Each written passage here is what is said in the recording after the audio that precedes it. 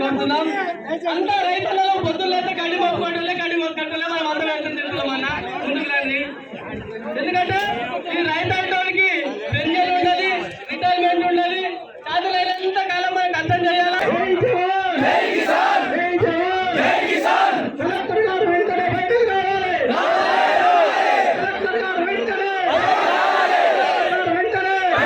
ఊరైనా ప్రళయం వచ్చినా భూమి బద్దలైనా ఇక్కడ సూర్యుడు అక్కడ పడిసిన నేను 2 లక్షల రుణం మాఫీ ఆగస్టు 15 లోపల చేస్తున్నా.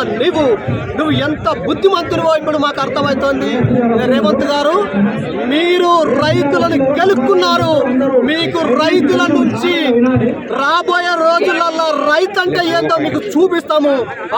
కాసుకో. నువ్వు ఏమనుకుంటున్నావనంటే బ్యాంకుకి వెళ్తే ఏఈఓ దగ్గరికి వెళ్ళమని బ్యాంక్ మేనేజర్ చెప్తాడు. వ్యవసాయ విస్తరణది ఏఈఓ దగ్గరికి వెళ్ళమంటే ఏఓ దగ్గరికి వెళ్ళమంటారు, ఏఓ దగ్గరికి వెళ్ళమంటే బ్యాంకు దగ్గరికి వెళ్ళమంటారు.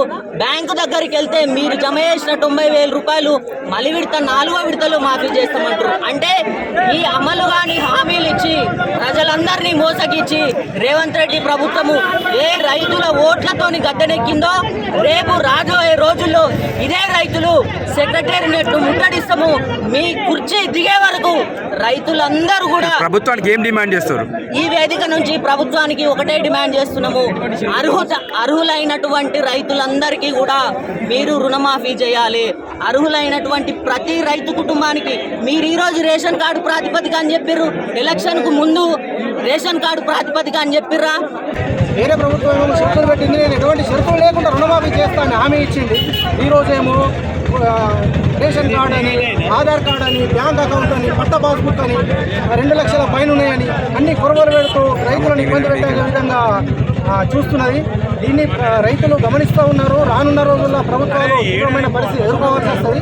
కనుక రైతుల పక్షాన డిమాండ్ చేసేదంటే ఉన్న ఫలంగా తక్షణమే ఎటువంటి షరతులు లేకుండా 2 లక్షల రుణమాఫీ చేయాలని ప్రభుత్వాన్ని డిమాండ్ చేస్తున్నారు.